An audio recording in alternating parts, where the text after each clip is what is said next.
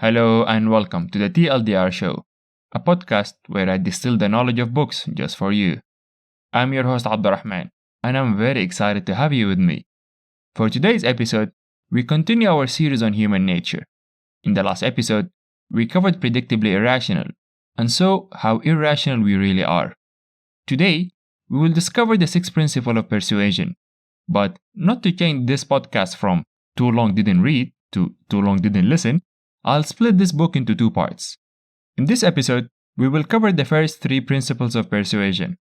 So, without further ado, let's dive into our second book, Influence, subtitled The Psychology of Persuasion by Robert B Cialdini.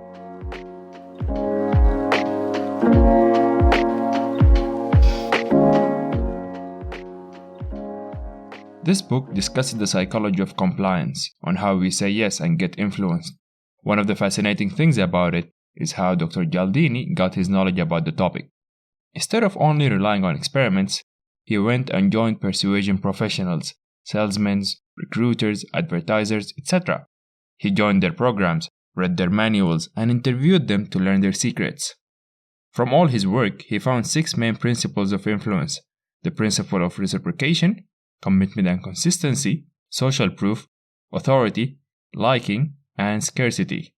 We will discuss each one of them and see how it works, how do professionals use it, and how we can protect ourselves from being influenced into making irrational decisions.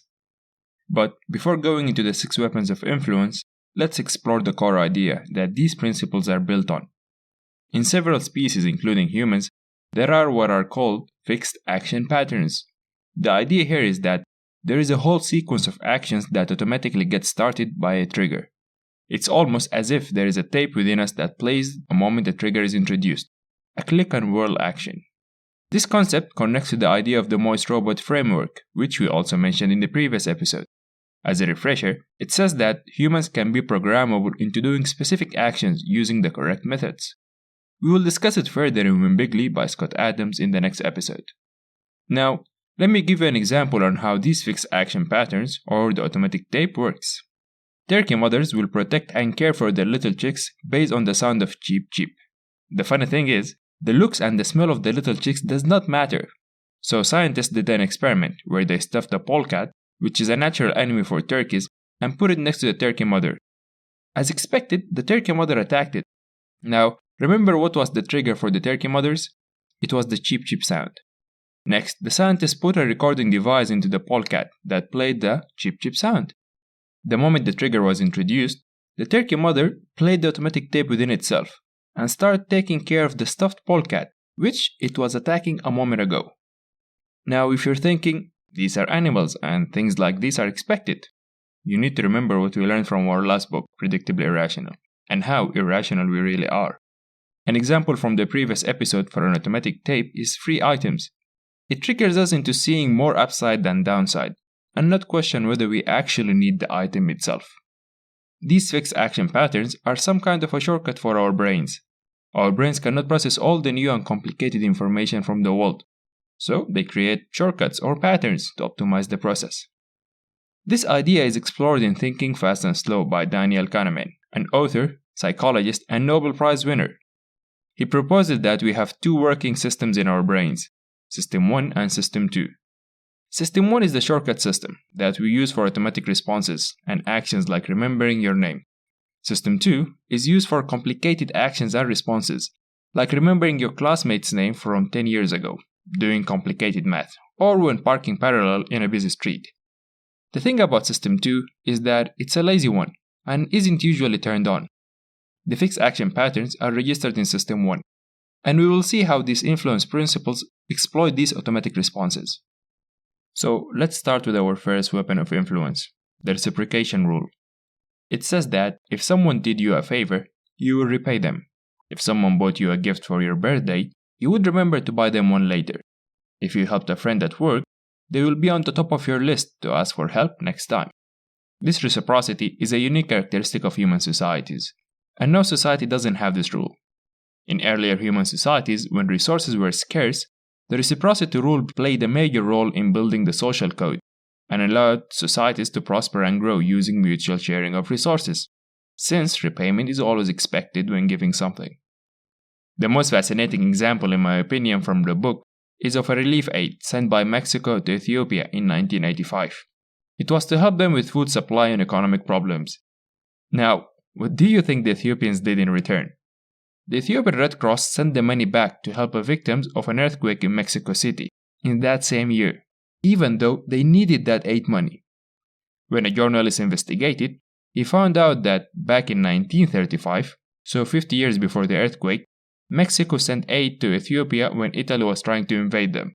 And now the Ethiopians are repaying their debt despite their urgent need. The reciprocation rule is a very powerful one. None of us wants to be the one that doesn't repay back their social debts, and the Ethiopian example is a case on a society scale. Since it's an automatic tape that will play in our mind, when the conditions are met, someone will always try to exploit it. When we look into the reciprocity rule, we can see the mechanism behind it are psychological in nature. This makes it extremely overpowering. Another feature of reciprocation is how it triggers unfair exchanges. Rationally, we will think that we usually repay favors with favors of equal or close value or effort. However, in some cases we get influenced into giving back more than what we received. Let us look at an example from the book and break it down. There was a religious group that used to stop passengers in airports, give them a flower or a book, and then insist it's a gift. After the passenger accepted, the members will ask for a donation. Most passengers complied and gave them some money.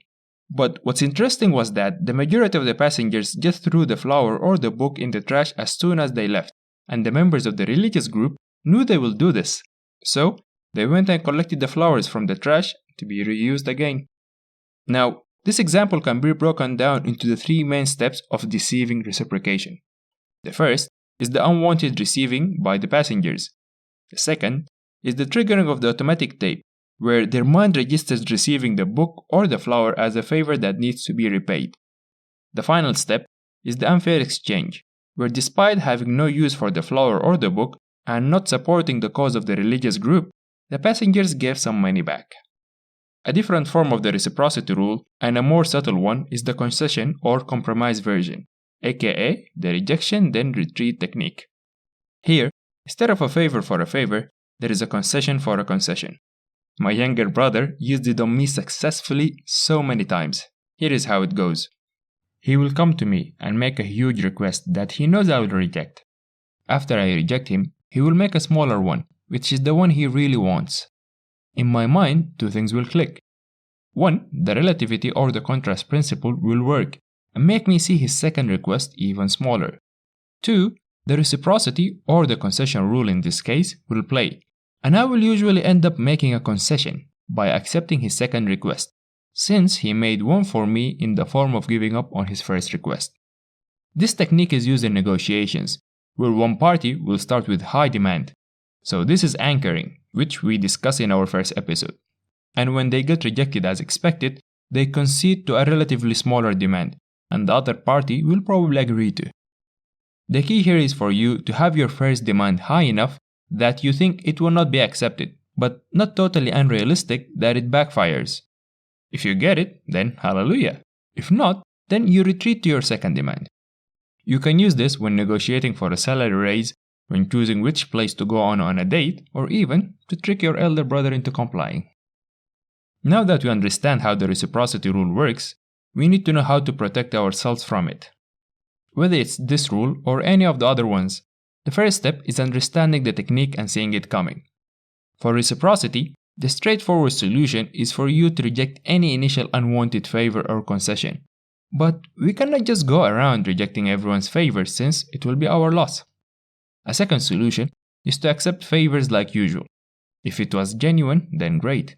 If, however, it was used to trick us to do a bigger favor or sell us on something, then just reframe the favor as a sales pitch and act accordingly. A third solution is when favors are genuinely done to us, but you're struggling with how to repay it. Let me provide an example.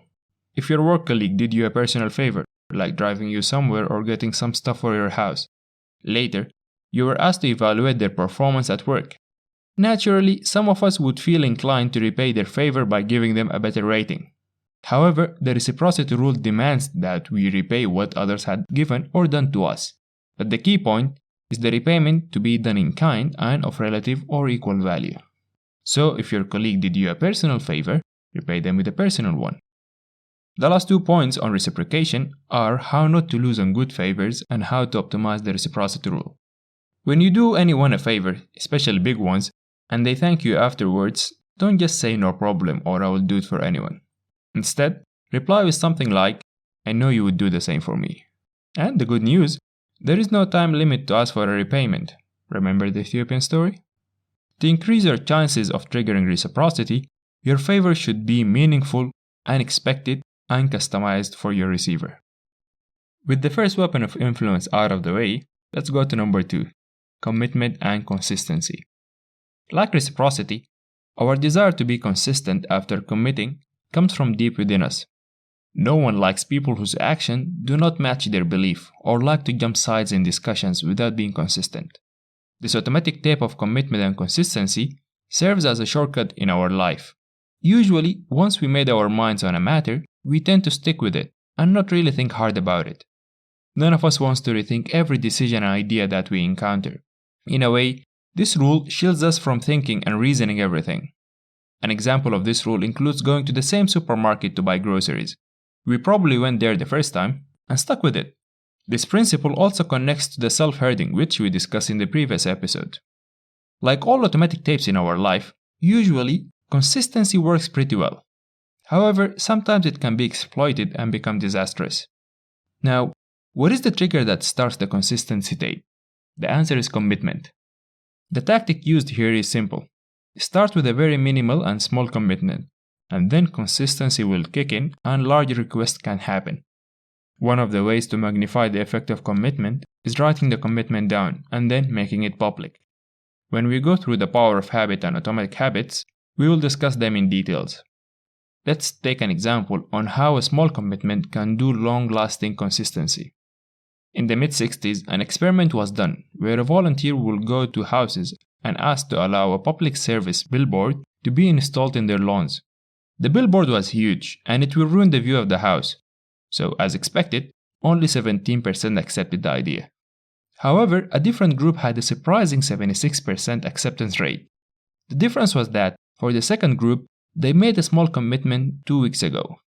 A different volunteer came and asked them to put a small 3-inch square sign that read, "Be a safe driver," which the majority accepted. The reasoning as explained by the scientist is a fascinating one, and I quote, "What may have occurred is a change in the person's feeling about getting involved or taking action. Once he has agreed to a request, his attitude may change. He may become, in his own eyes, the kind of person who does this sort of thing, who agrees to requests made by strangers, who takes actions on things he believes in, who cooperates with good causes." What they're telling us is how even a small commitment can result in changes in one's self-image. There are a few factors at play here. One is the small action of signing the paper accepting to put the small sign. 2, the daily reminder of the sign itself as they see it. The last factor is the social image produced by it. When the neighbors see the sign and start building a certain image, and as a result it pushes for even greater change in the self-image of the person who put the sign. In the next episode, we will discuss another example on how this self-image alteration, or as Scott Adams calls it, self-hallucination, is at play when it comes to topics such as recycling. One of the tactics that use the commitment principle is throwing a low ball. The TLDR version is that an advantage is offered, and just before the deal is sealed, but commitment had been established, it's taken off. In sales, it usually goes like this. You get a very nice offer for a car, much lower than the rest of the dealers. You start finalizing the deal, and maybe they give you the car to test for a day. All this to build your sense of commitment to the car. Then oops, an error is discovered. A mistake in accounting or an essential item will be missing, or they find another reason to justify that they need to increase the price. The new price can be the average market value or sometimes even a bit higher. This is a lowball aimed at your commitment to the car. Another personal example that I encounter on a weekly basis is when I go to the farmer's market. When I stop at any stall to check the vegetables, even if they aren't that good, there is always a small feeling that's telling me to just buy something. It's as if my mind registers the stopping and checking as my commitment and that I need to follow on with. Now that we saw how this principle works, let's discuss how to protect ourselves against it. As with most of the automatic tapes, consistency is generally good. However, the automatic reaction can be exploited, and the good news, there is a way to protect ourselves. As cheesy as it sounds, the signal is in your gut and heart feeling. Whenever you are cornered in a compliance situation, there is a faint feeling inside us that tells us something is off here. Give it a second and analyze the situation. Ask yourself, knowing what I know now, if I went back in time, will I make the same choice? And use the answer as your guiding star. Now, let's dive into the third weapon of influence, the weapon of social proof. To put it simply, it's our use of what other people think to determine whether an action or an idea is correct or not. It relates to the idea of herding, which we mentioned in the previous episode. The example was that a line of people in front of a restaurant would make us think that it's probably a good one. In advertisements, when they say a product is the fastest growing or a certain celebrity endorses their product, they want us to think that others already approve of it. Rating systems for movies or products online are a form of social proof. An amazing use of social proof was done in a study with children who were afraid of dogs. Every day, they watched videos of kids around their age playing around with dogs for 20 minutes. And after only 4 days, 67% of the kids were willing to play with dogs. This powerful influence can be used as a therapy for different phobias. The power of social proof works best when we are uncertain or our confidence is shaken. There, our minds tend to look for the shortcut of social proof to make a decision. This brings us to one of the scariest parts of this rule. It's referred to as pluralistic ignorance. In my own words, that would be the silence or ignorance of the group. Let me tell you a story that explains it. In 1964, a woman was stabbed 3 times and killed on the street while 38 people witnessed her death from their homes. When the witnesses were interviewed, some said they just don't know why they didn't call the police. At the time, the media took this incident as a sign of how cold the societies of cities had become. However, when psychologists looked at it, they found profound reasons. The first one is simple. Since there are many people looking at the incident, the responsibility is divided between the whole group, so each person felt less guilty. The second one is a complex reason. Before I told you the story, I was talking about how our mind will go to social proof when faced with confusion. And this is exactly what happened here. In situations like these, everyone will be questioning themselves. For example, is this person on the sidewalk having a heart attack or just drunk? Is that guy a friend of hers or someone who's harassing her? Was this just now someone screaming or just having fun? When such confusion arises, we look around for clues and see what others are doing. What we tend to forget is that everyone else is having the exact confusion and looking for others to do something. Ironically, the idea of safety in numbers or in public can be completely wrong. To test this idea, scientists did an amazing experiment. They staged an emergency situation in front of individuals and groups and saw how each reacted. In the case of emergency, with individual witnesses, 85% offered help. Guess what's the percentage when a group witnessed the emergency? Only 31%.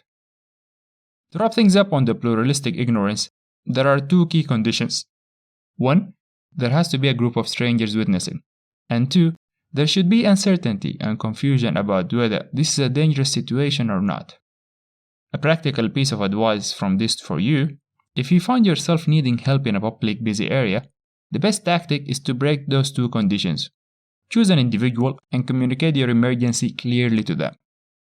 Besides uncertainty, the other important factor in social proof is similarity. We are more inclined to agree with a group that is similar to us. That's why advertisers use actors of the same demographic as their target customers. Now, there is also a scary side to this factor of similarity. In the US, it was observed that the number of fatal car and commercial airplane crashes increased substantially when a suicide story had been recently published in the local newspaper. This observation points out to something called the Werther effect. The story starts with Johann von Goethe, the famous German poet and novelist. He wrote a novel titled The Sorrows of a Young Werther. In his novel, the main character named Werder commits suicide. The novel was a huge hit for Goethe, but it's also started a wave of suicide across Europe to the degree that some countries banned the novel. Let's go back to our modern day.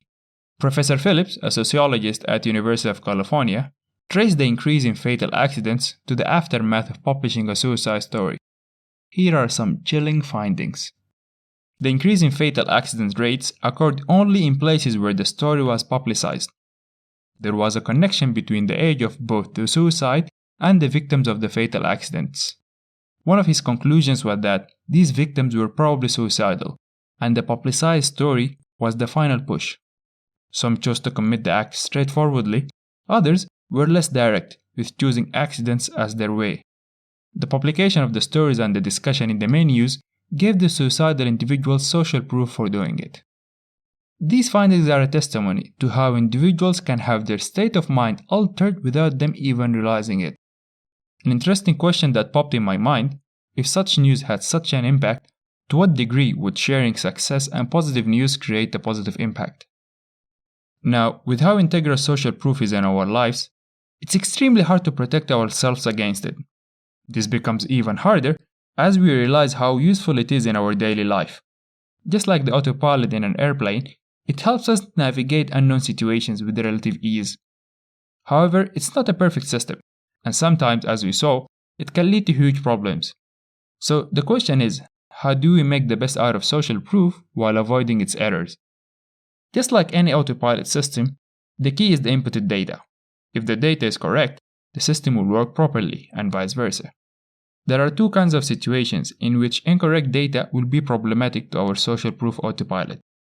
The first situation is when the information provided is intentionally falsified to create a certain image or impression. A good example is the laughter tracks used in any TV comedy show, which I personally hate. They are put there to create a sense of humor and fun, in the hopes of making you think the same. Similar to the other weapons of influence, the key is to understand the tactic. Whenever we realize that false information is being provided, whether it's on the TV show or a live product testimony from random people, disconnect the autopilot and understand that there is some manipulation and evaluate the situation accordingly. The second situation is a tricky one. Here, it's not that there is wrong information, but the lack of information is the issue. It's when we follow the crowd's actions or when we act as a herd. The pluralistic ignorance is an example where we assume and follow the crowd direction. The best protection against this one is knowing about it and re-examining situations when we are just following a crowd. And hopefully, our autopilot will not crash us. To wrap things up, I hope that now you have a better understanding on how the reciprocity rule works and the steps of deceiving reciprocation. We also saw how powerful small commitments may have long-lasting effects, and the scary sides to social proof in both pluralistic ignorance and the Werder effect. In the next episode, we will continue our discussion of persuasion weapons by covering the principles of liking, authority, and scarcity. And as a bonus, at the end of that episode, I'll have a short story of mine to help you see how these weapons of influence work in real life. As always, make sure to check the website at tldr-show.com for the show notes, links to social media, and the extra good stuff. Till next time, be curious, be critical.